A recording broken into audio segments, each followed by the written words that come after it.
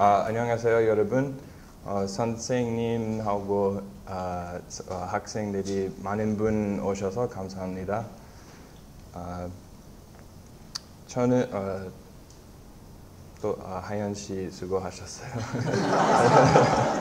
그 질문 받는 것을 너무 힘들 것 같습니다. 그래서 좀 긴장돼요. 괜찮아요. 안녕하세요. 저는 미국에서 온 제임스 힐머입니다. UCLA 한국 근현대사 박사 과정 학생이고요. 제 연구 관심이 한국 근대 형벌 제도이라서 오늘은 해방 직후 행정하기 이상, 특히 민족주의와 교정화에 대한 발표하겠습니다. 여름 학기 동안 연구했던 내용을 간단히 요약하고 앞으로 연구할 계획을 조금 발표하겠습니다.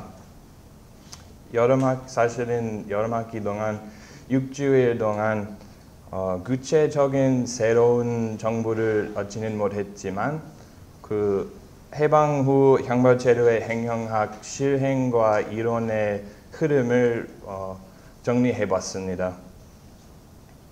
제가 대학교 2학년에 한국에 처음에 왔을 때 서리문 형무소 역사박물관에 가봤습니다.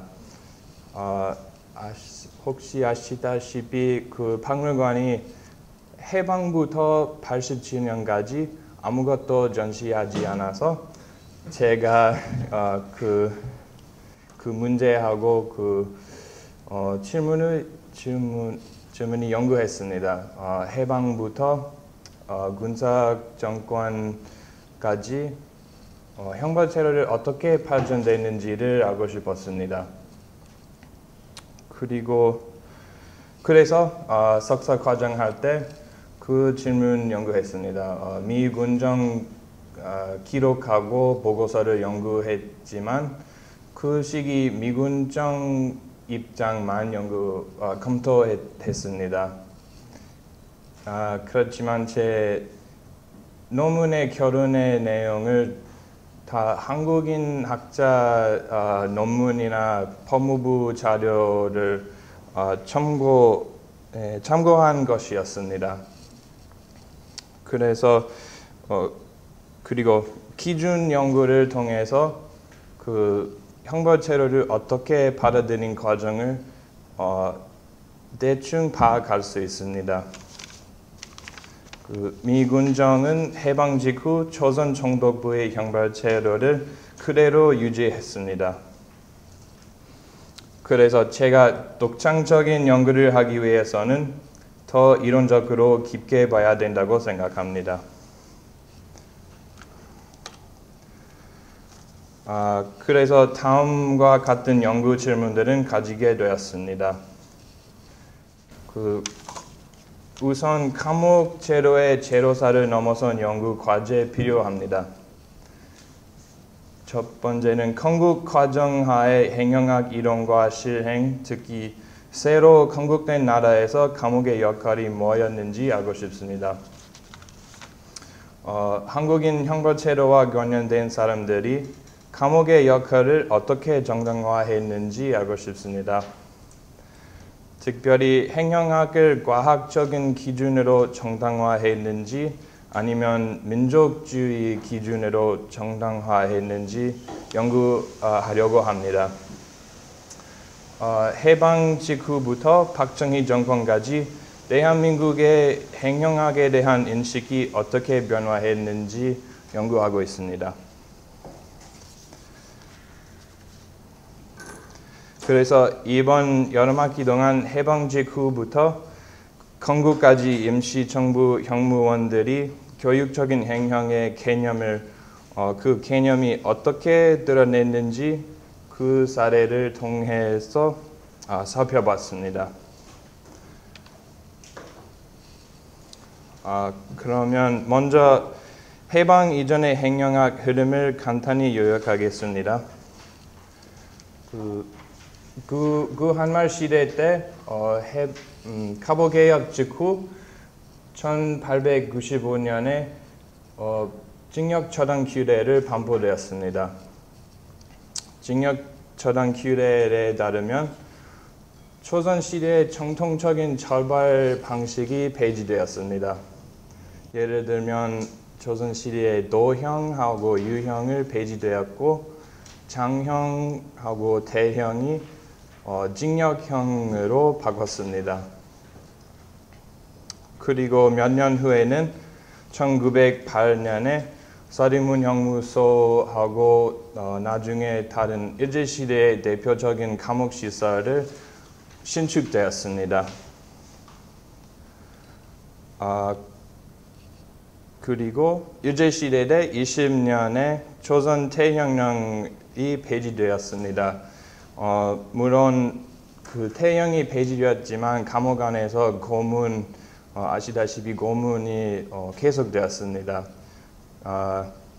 그렇지만 일반적으로 한국 형벌제도사에서 20세기 초반에는 형식적으로 징역형이 강조하였습니다. 해방 후 행형학 이론이 방영된 첫 번째 사례는 해방이 된 바로 직후에 있었습니다. 이 여운형 행동을 통해서 그 사례를 볼 수 있습니다. 해방 직후 여운형의 행동을 통해 조선시대부터 해방까지 행형 개념이 얼마나 발전했는지를 인식할 수 있다고 생각합니다. 45년에 항복 방송을 며칠 전에 여운형하고 조선정독부 대표하고 수락 조건을 만들었습니다. 그 수락 조건 첫 번째 보시면 조선의 정치범, 경제범을 즉시 석방하겠다고 요구했습니다. 제 연구에 따르면 이게는 한국인 지식인 스스로 표현한 행형학 인식이 첫 번째 사례였다고 생각합니다. 이 예전에 감금돼 있었던 적이 있었던 독립운동 지도자인 여운형의 행동을 통해서 한 대표적 지식인이 자유형의 사회적 역할에 대해 어떤 인식을 가지고 있었는지 확인할 수 있다고 생각합니다. 여운형은 정독부와 관련된 사람도 아니었습니다. 또 식민지 국가를 지원하는 사람도 아니었습니다. 그런데 정독부가 관리했던 형무소 안에 일반 범죄인을 감금시키는 것에 동의했습니다. 여운형은 범죄 유형을 개별화해서 새 나라에서도 어떤 죄를 진 사람들을 무조건 감금해야 한다고 주장했던 것입니다. 이 시기 형벌제도에 대한 논문과 1차 자료들은 해방 직후 형무소의 상황을 좀 다르게 설명하고 있습니다. 그래서 제 박사학위 논문을 쓰면 첫 번째 부분은 해방 직후 남한 감옥 정치범 석방 과정하고 그 운동 지도자의 정당화 이유를 해석하는 작업이라고 생각합니다. 해방 후 한국인 형벌 이론이나 개념이 사례에서부터 시작하는 것이라고 볼 수 있습니다. 그리고 그 발표 다음 부는 미군정 초기의 행형학의 이상하고 죄수들의 실태를 비교하겠습니다. 45년에는 미군정을 설립하였고 미군정이 형무소를 접수하기 시작했습니다. 45년 10월에는 미군정 관료들이 한국인 형무원에게 형무소를 맡겼고 형무원을 임용하는 과정이 시작됐습니다. 특별히 10월 18일에 그 형무관의 행형학 학교를 개편됐습니다. 그렇지만 그 학교 목적은 민주주의적인 행정 실행을 가르치려고 했는데 임명된 형무원들이 대부분이 일제시대 때 근무했던 한국인 형무원들이었습니다. 그래서 조선 총독부대의 형무 실행이 계속 유지되었습니다. 또는 최정기라는 사회학자 논문에 따르면 그 형무관 교육이 부족했고 심지어 일본인 형무관들 귀국하는 바람에 새로운 형무관을 채용하는 것이 너무 급하게 했다고 주장했습니다. 그렇지만 46년 2월에 나온 동아일보 기사를 보면 임시정부 관료들은 그들 나름대로 행정학에 대한 이상을 가지고 있었습니다. 그래서 이 동아일보 기사에 보시면 그 사진도 핸드아웃에 잘 볼 수 있어요. 그 사진 여기 좀 힘들지만 제목이 재수생활 시찰이고 이 미군정 러치 소장하고 다른 한국인 형무관들이 서리문연구소 안에서 죄수들의 노동을 시찰하고 이 기사에 따르면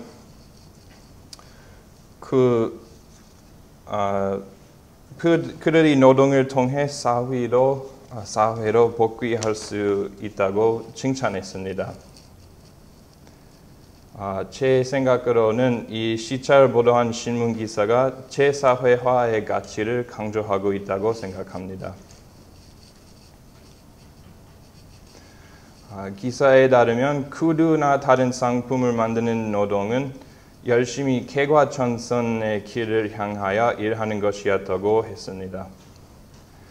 기사는 형무소 노동 작업을 긍정적으로 평가했고 감옥을 통한 민족주의 교육의 역할도 보여주고 있습니다.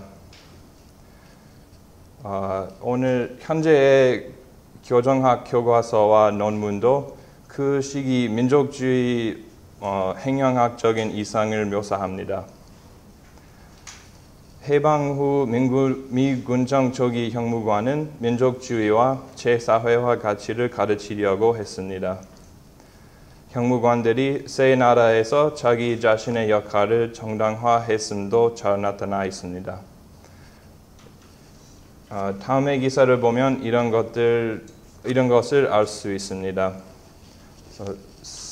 일제 시대에도 어떤 형무관 전문 잡지 있었는데 47년부터 한국은 한국관 형정이라는 형관 전문 잡지를 출판했습니다.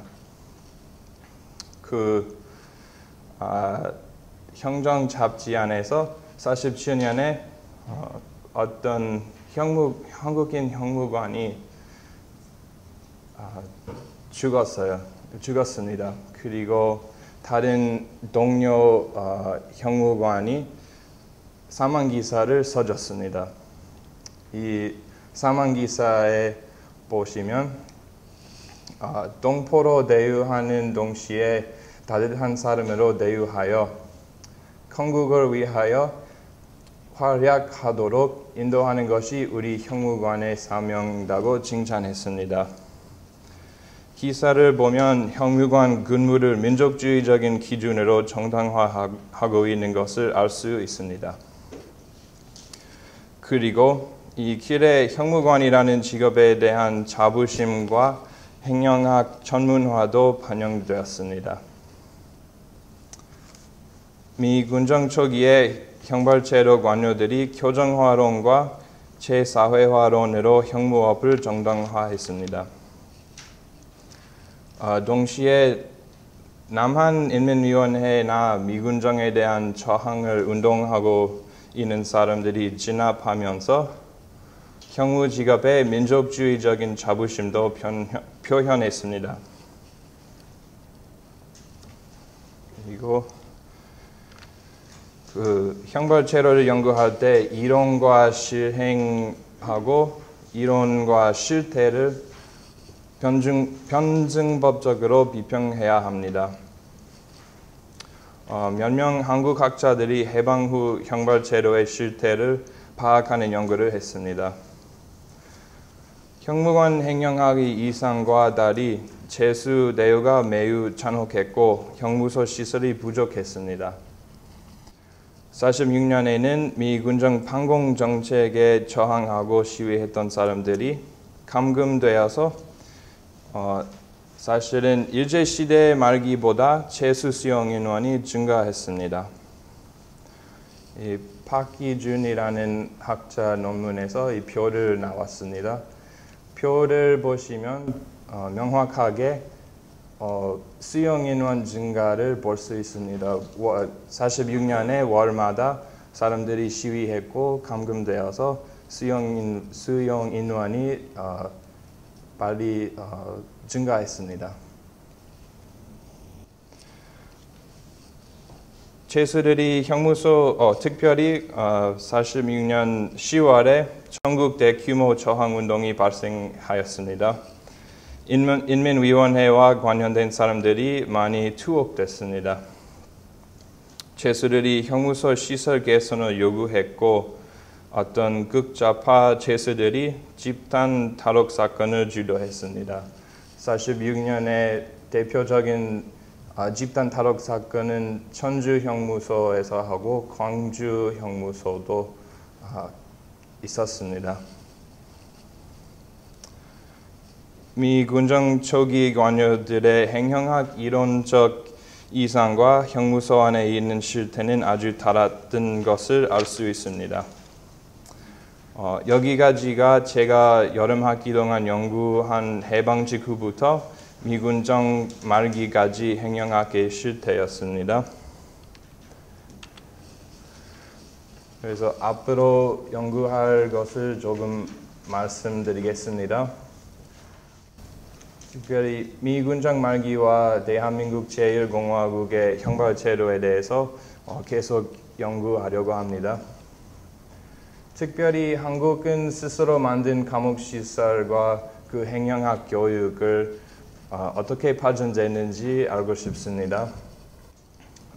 조금 연구해서 예를 들면 이 사진을 보시면 49년에 제1공화국에서 한국인 형무관들이 이 이른바 올타리 없는 감옥, 올타리 없는 형무소를 발전했습니다. 이 영등포 형무소에 관련된 시설에서 재수들이 농업하고 노동을 했고 감옥 옥장 안에서 있는 것이 말고 농업을 했습니다. 이 49년에 나오는 신문 기사를 이 긍정적으로 잘 평가했습니다. 칭찬했습니다. 그리고 새 국가에서의 행정학 담론을 어떻게 바꿨는지 알고 싶습니다. 신기한 것은 일제시대에도 근무했던 한국인 형무관들이 해방 후 갑자기 자기 작업에 대한 자부심과 그것도 바꿨습니다. 다른 문제는 6.25 사변 발생해서 남한의 감옥에 석방운동 많이 있었습니다. 그래서 행정정책과 6.25에 어떤 관계가 있는지 연구하려고 합니다. 다른 이론틀을 이용하면 해방 후 다른 혁명적인 순간과 감옥에 어떤 관계를 있는지 연구하고 있습니다. 이미 해방 순간과 46년 10월 항쟁하고 감옥에 대한 논문이 많이 있으니까 6.25하고 4.19 혁명을 연구하겠습니다.